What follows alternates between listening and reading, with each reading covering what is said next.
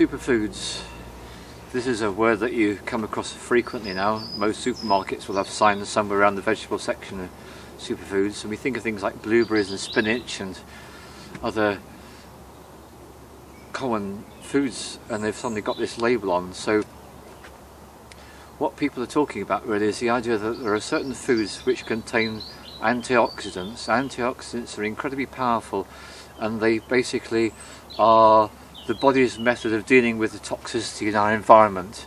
If we didn't have antioxidants, we would literally die in our own toxic filth. It would be as simple as that. So certain foods are particularly good in this way. The fresh fruits and vegetables naturally tend to contain good levels of antioxidants. And then the other thing that's really useful for this is certain wild foods. And it's a whole separate subject. You might want to go onto some websites and just look up details about this. I'll mention one of them because it's such a strange thing. There's a tree called the yew tree. Now the yew tree itself is highly poisonous, the leaves, the branches, and the yew tree in the autumn has berries which are very beautiful bright red berries. Now the seed inside the berry is also very, very poisonous, but the berry bit itself is full of antioxidants. It's a really powerful superfood. It tastes absolutely delicious, a little bit sticky. I couldn't believe this, but I saw my son produced a video about this, and he showed himself and his friend eating them. I thought I'll give it a go, and I did, and I'm still alive. So there are naturally occurring wild substances which are really good superfoods, and you can go on other websites and find out about them. The ones I'm going to talk about are the ones which mostly come from the Amazon rainforest areas, and these are something which you can buy. So they're mostly in the form of powders, and you just add a small amount of these different superfoods to your porridge or your smoothie or whatever particular form of food you want to consume it with. The idea is not to subject these superfoods to strong heat, because strong heat would destroy them. So the ones I'm going to mention are as follows. There's lucuma, there's maca, there's mesquite, there's spirulina, chlorella, bee pollen and goji berries. These are all really useful plants. If you go onto the Universal Retreat Centre website, www.universalretreatcentre.com, there's information about all these superfoods, all written down to tell you exactly what they do.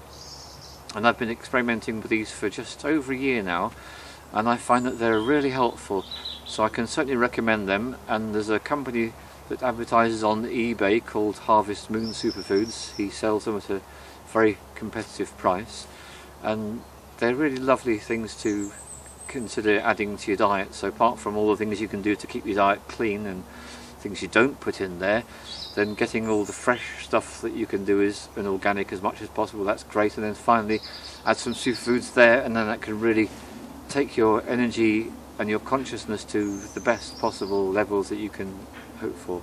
That's all really helpful. A company I can recommend on this one is called Harvest Moon Superfoods. Harvest Moon Superfoods advertise on eBay, so they are a very good, useful source of these plants. And as those of you who've watched my films before know, that I'm a very keen supporter of the plant kingdom, because the plant kingdom is so supportive to us. So the idea of superfoods is there are very particular plants which are very, very helpful for us to strengthen us and just give us the best ability to make use of our bodies.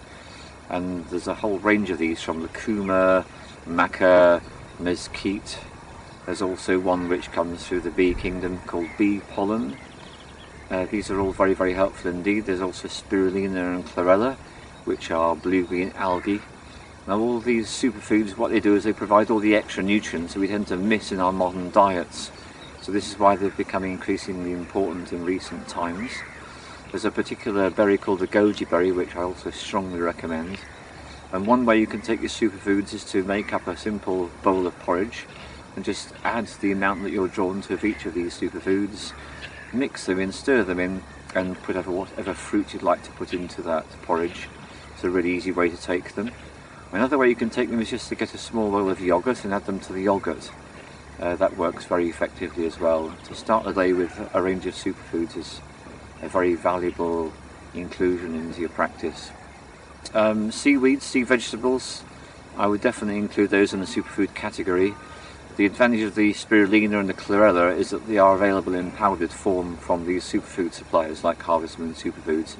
So the advantage of those is if you're travelling, you can just carry them around very easily, sprinkle them into something like the porridge or the yogurt, and then they're very easily absorbed by the body, easily taken in, whereas the seaweeds, you're more using those to add to your soups or casseroles, those kind of dishes. They need to have a little bit of preparation, whereas the superfoods, they just don't need any preparation, they just need mixing into something which is a carrying medium like oats or yogurt, both very good carrying mediums for superfoods. Right, the difference between superfoods and whole foods is that whole foods are what we could all do with eating in a general sense, and they're foods which have been unadulterated, uninterfered with by modern processing, whereas superfoods are something very special and particular because they are special plants, and many of them come from the Amazon part of the world, so the rainforests is where they come from, and these contain really huge quantities of the really special nutrients, vitamins and minerals which are really helpful for the body. So whole foods is generally a good idea, but superfoods is like supercharging yourself with really powerful nutrient packed plant materials which are very, very useful in that sense. I'm so glad you mentioned about salt, because the conventional ordinary salt that you might get sprinkled on your chips in the chip shop it's really the worst kind of salt you can have. It tends to have adulterants in, which is certainly best to avoid. So a step in the right direction is to take sea salt. That's much better for you. It contains more of the micro minerals, which gives you a better mineral balance in your body. Even better than sea salt is Himalayan salt, and Himalayan salt is obtainable from specialist shops, whole food shops, and through the internet.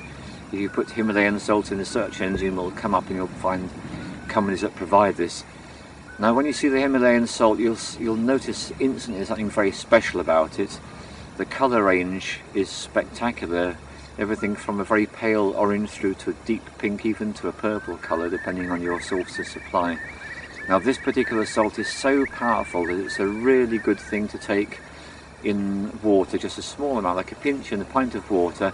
Absolutely invaluable for a hangover or any kind of toxification you may have experienced. That's very, very useful. If you can incorporate Himalayan salt into your diet, you'll find you'll get a really noticeable improvement in your overall condition, because you're getting the micro minerals from it. And here's the secret with the Himalayan salt: it actually comes from ancient seas which have been undisturbed for many, many thousands of years. So when you're buying conventional sea salt that's going to have all the pollution in of the modern times, Himalayan salt entirely free of such polluting sources. So that's the one to go for. If you've got the opportunity, go for Himalayan salt. I thoroughly recommend that.